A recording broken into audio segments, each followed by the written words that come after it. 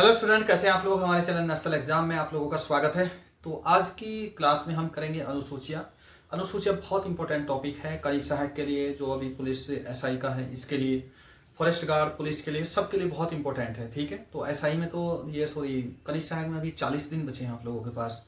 तो अगर आप ये मेन टॉपिक करेंगे तो आपको बहुत फायदा होगा। और इसके बाद लगभग 1 महीना पूरा बचा है किसके लिए, अभी एसआई के लिए। तो एसआई वालों के लिए और इनके लिए रिवीजन क्लास के तौर पे बहुत बढ़िया रहेगा और रट भी सकते हैं इसे, क्योंकि यहाँ से हर एग्जाम में आते हैं क्वेश्चन। ठीक है, अब चलो शुरू करते हैं। इंग्लिश में शेड्यूल बोलते हैं ना। तो मूल संविधान में जो अनुसूचियां थी उनकी संख्या थी 8। तो मूल संविधान में कितनी अनुसूचियां थी? 8। और वर्तमान में जो इनकी संख्या है वो है 12। तो वर्तमान की संख्या पूछी जाती है, तो ना कि ये उसकी। हाँ सही है, ठीक है। तो ये पूछते हैं इसमें। अब देखते हैं अनुसूची है क्या। इन्हें शेड्यूल बोलते हैं इंग्लिश में। ठीक है, इंग्लिश वाले लिख लेना, शेड्यूल बोलेंगे।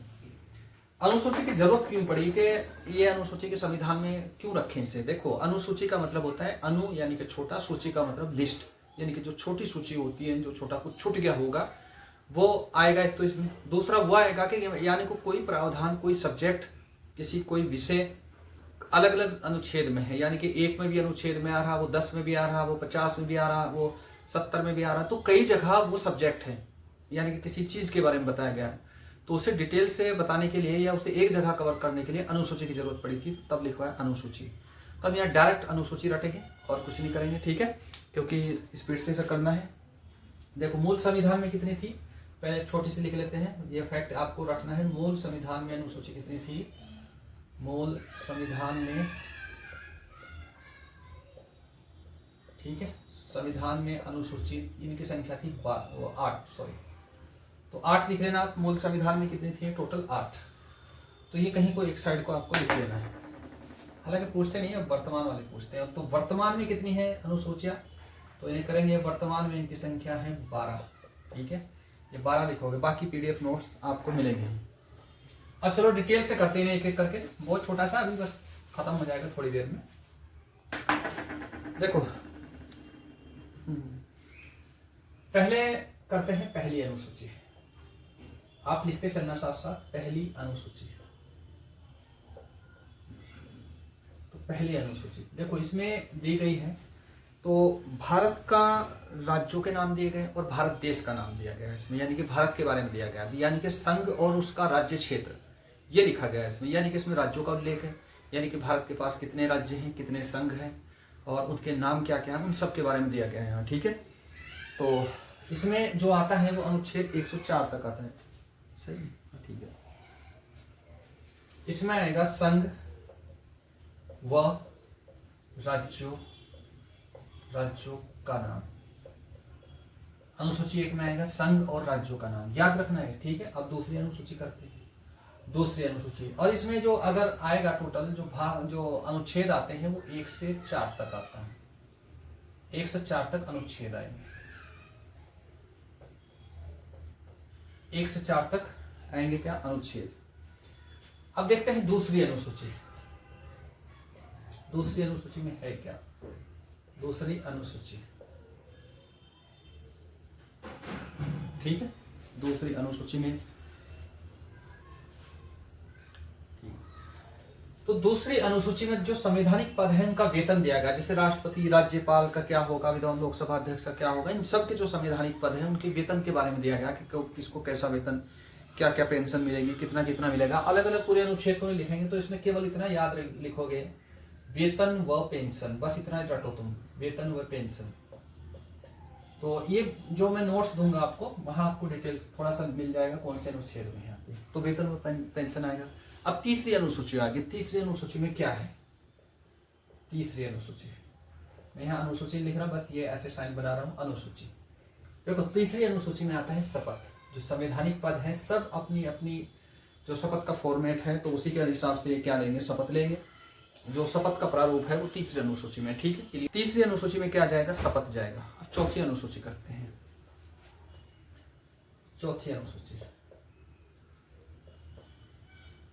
शपथ किनकी होगी, पहले ये देखो थोड़ा, ये कमेंट कर रहे हैं अभी कि ये कौन सी है। देखो, शपथ जो भी संवैधानिक पद होगा राष्ट्रपति किस फॉर्मेट पर शपथ लेगा वो सब लिखा हुआ उसी के शपथ के आधार पे आएगा।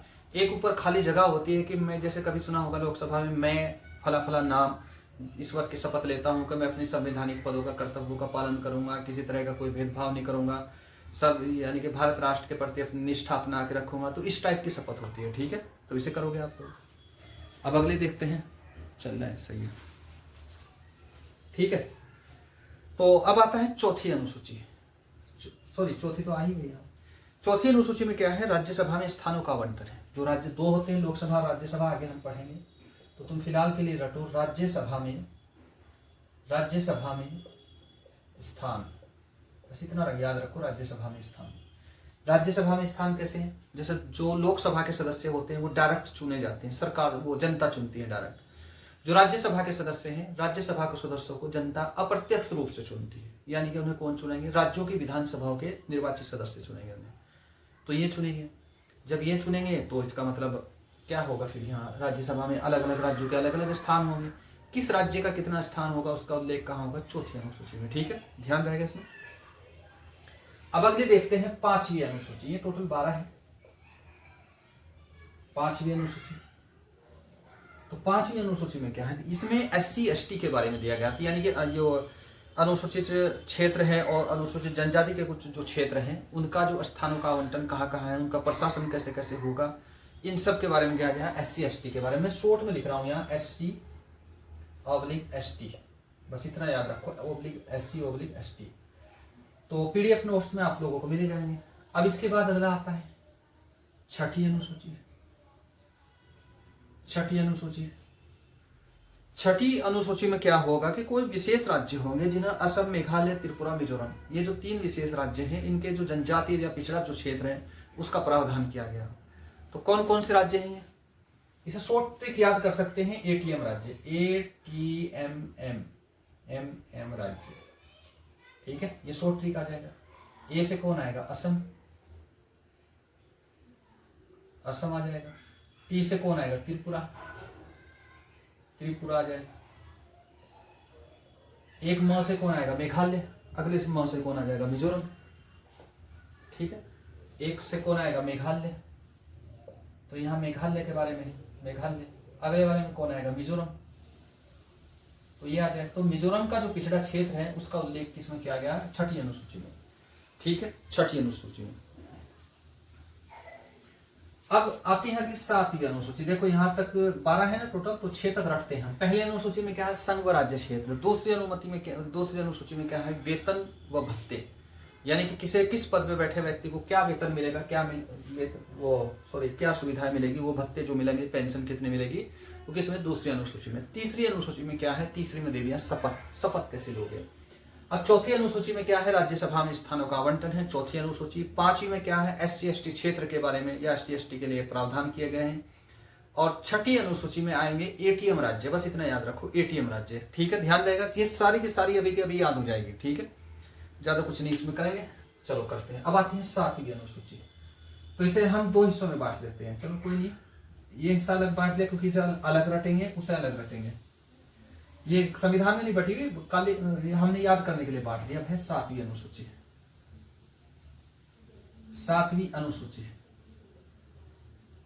ठीक है, ये आ गई सातवीं अनुसूची।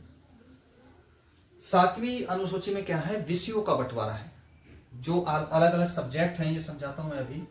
जैसे कौन कौन से क्षेत्रों में किन किन विषयों का पे कानून बनाएगा केंद्र सरकार, पहले लिख देता हूं, विषयों का बंटवारा, ठीक है।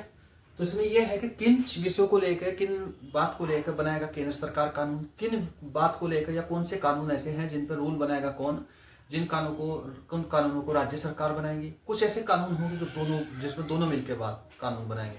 तो उसमें क्या आता है विषयों का बंटवारा, ठीक है। तो किसके लिए कितने विषय हैं, तो वर्तमान में देख लेते हैं। वर्तमान में संघ सूची में कितने हैं, 100 विषय। तो 3 सूचियां होती है। संघ सूची में कितने हैं, 100 विषय हैं। अगले आती है राज्य सूची। राज्य सूची में कितने हैं, 61 विषय, ठीक है। राज्य सूची में कितने हैं, 61 विषय हैं। तो 61 ऐसे क्षेत्र है जिन पर राज्य कानून बनाएगा। संघ 100 ऐसे क्षेत्र हैं जिन पे क्या बनाएगा। ये वर्तमान की स्थिति, पहले कुछ और थी, पहले 97 थे, इधर से इधर बढ़ा दिए, ठीक है। और यहाँ 66 थे, यहाँ इसे घटा दिए, तो राज्य कितने पे बनाएगा, 61 पे बनाएगा। अब एक आती है समवर्ती सूची, जिसपे दोनों मिलकर कानून बनाएंगे, समवर्ती सूची। तो समवर्ती सूची में फिलहाल जो विषय हैं वो है 52 विषय, तो ध्यान रहेगा। तो वर्तमान में संघ सूची में कितने विषय हैं, 100, राज्य सूची में 61, और समवर्ती सूची में उसमें कितने हैं, समवर्ती सूची में आ गए 52 सब्जेक्ट, ये आ गए। अब अगली अनुसूची करते हैं, ठीक है। 8वीं अनुसूची, 8वीं अनुसूची आगे मैं इसे शॉर्ट में लिख रहा हूँ। 8वीं अनुसूची में देख लेते हैं क्या है, नहीं अभी है टाइम। तो 8वीं अनुसूची में क्या होती है, जो राजभाषाएं आती है वो आती है इसमें, ठीक है। तो यहां लिखोगे तुम राजभाषा, राजभाषा, तो 8वीं अनुसूची में कौन है, राजभाषा है, ठीक है, राजभाषा। तो वर्तमान में राष्ट्रीय भाषाओं या राज्य की भाषाएं कितनी होगी, वर्तमान में होगी इनकी संख्या 22। पहले स्टार्टिंग में इनकी संख्या कितनी थी, 14, ठीक है। तो पहले इनकी संख्या कितनी थी, 14। तो वर्तमान इनके टोटल अगर संख्या देखो फिलहाल तो 22 राजभाषाएं हैं हमारी, ठीक है। और पहले कितनी थी, पहले थी 14, पहले थी 14, ठीक है। इतने ध्यान रहेगी, ये उतारने हैं आपको। तो हो गया इतना, एक बार याद कर लेते हैं पिछला। अनुसूची 1 में क्या है, संघ व राज्य क्षेत्र। अनुसूची 2 में क्या है, आपको बिना देखे रखनी है, ठीक है। जो भी अगर यूट्यूब पे भी कोई देख रहा है तो वो भी। तो दूसरी अनुसूची में क्या है, वेतन और पेंशन आएगा। तीसरी में कौन लेगा, शपथ लेगा, शपथ आ जाएगा। तो चौथी में आएगा, चौथी में क्या होगा कि राज्यसभा में जो लोगों को बिठाओगे उनका आवंटन बंटवारा कैसे करोगे, तो ये आ जाएगा वहां। और इसके लिए 5वीं में कौन आएगा, 5वीं में अनुसूचित जाति जनजाति ये क्षेत्र आएंगे, ये सारे आ जाएंगे। 6ठी में कौन आएगा, 6ठी में ऐसे क्षेत्र आएंगे जो पिछड़े क्षेत्र है, जिनके लिए जहां राष्ट्रपति कानून करेगा, चलाएगा, अपने रूल बना सकता है, तो वो 6ठी अनुसूची में। तो एक कहानी के तौर पे याद करना चाहो तो ऐसे कर सकते हो। मान लो कि मैं कहूँ कि एक कोई राज्य होना चाहिए, अगर एक राज्य बनेगा तो उसके लोग भी कुछ होंगे, तो एक जो राज्य होगा उसका कोई नाम होगा, वो अलग अलग भाग में बटा होगा। तो इसका मतलब शुरुआत में उसी का नाम अनुसूची 1 में कर दो, राज्य व मतलब संघ व उसके राज्य आ गया। अब दूसरे उसमें कोई तुम कर्मचारी भी रखोगे, कर्मचारी अगर रखोगे तो उनका वेतन भी तय होगा, तो वेतन तय होगा तो इसका मतलब दूसरी अनुसूची में दूसरा वेतन आ गया। अब अगर वेतन जब तुमने कर्मचारी रख लिए तो फिर उन्हें तुम्हें शपथ भी दिलानी पड़ेगी कि भाई मेरा काम निष्ठापूर्वक करना है, तो इसमें कोई हेराफेरी नहीं करनी है, तो वो शपथ भी खाएगा, कसम खाएगा। शपथ को हिंदी में कसम बोलते हैं सर, ठीक है। तो कसम भी खाएगा, वो तीसरी अनुसूची में ले लेगा शपथ। अब जब वो शपथ ले लेगा तो फिर उसे बैठने का उसका कोई ऑफिस भी दोगे, कहाँ बैठ के वो कानून बनाएगा, तो वो कानून कहीं भी हो सकता है। जैसे मान लो फिलहाल राज्यसभा में वो बैठेगा, राज्यसभा में उसके स्थानों का आवंटन करोगे कि हाँ इसका ये अधिकार है, इसका अधिकार है, ये आ गया वहां। अब ये जो राज्य होगा इसमें कुछ पिछड़े लोग भी होंगे जो बहुत कमजोर होंगे, जो आर्थिक रूप से कमजोर होंगे और हर तरीके से कमजोर होंगे, उनकी सुरक्षा के लिए भी कानून बनाएंगे, क्योंकि कल्याणकारी राज्य की आप बात कर रहे हो। तो वो कहाँ जाएगा, वो किस में जाएगा, अनुसूची 5 में SC ST के लिए, मतलब कमजोर वर्गों के लिए। अब छठा आता है ऐसा कि जो जिनकी जाति तो अच्छी है, जो कुल के अच्छे कुल के हैं लेकिन है गरीब, है पिछड़े को, तो उनके लिए अनुच्छेद किस में जाएगा, 6ठी अनुसूची में जाएगा। तो सीधा सीधा इसी तरह अगर एक कहानी के तौर पर रटोगे तो रट सकते हो। 7वीं अनुसूची में कौन आएगा, विषयों का बंटवारा। 8वीं अनुसूची में कौन आएगा, राजभाषा। तो यहां तक की जो भाषा थी ये 8 अनुसूचियां मूल संविधान में थी। अब इसके बाद है 9वीं अनुसूची। तो 9वीं अनुसूची करते हैं यहां, 9वीं अनुसूची, ठीक है। 9वीं अनुसूची, चलो मैंने लिख दिया। तो 9वीं अनुसूची में सिर्फ एक ही बात लिखोगे तुम इसमें, भूमि सुधार, ठीक है, भूमि सुधार है और 1951 में जोड़ी गई थी। तो मैं एक ही शब्द लिखूंगा इसके लिए। ये ग्रुप सी में पूछ रखा था कि भूमि सुधार किसमें है, भूमि सुधार। और कब जोड़ा गया, ये जोड़ा गया था 1951 में, 1951 में इसे जोड़ दिया था, 1951 में इसे जोड़ा गया था। अब इसके बाद आती है 10वीं अनुसूची। ये कहानी के तौर पर जोड़ तोड़ के आप कर सकते हैं, इसमें कोई दिक्कत नहीं है, ठीक है। अब इसके बाद आती है 10वीं अनुसूची।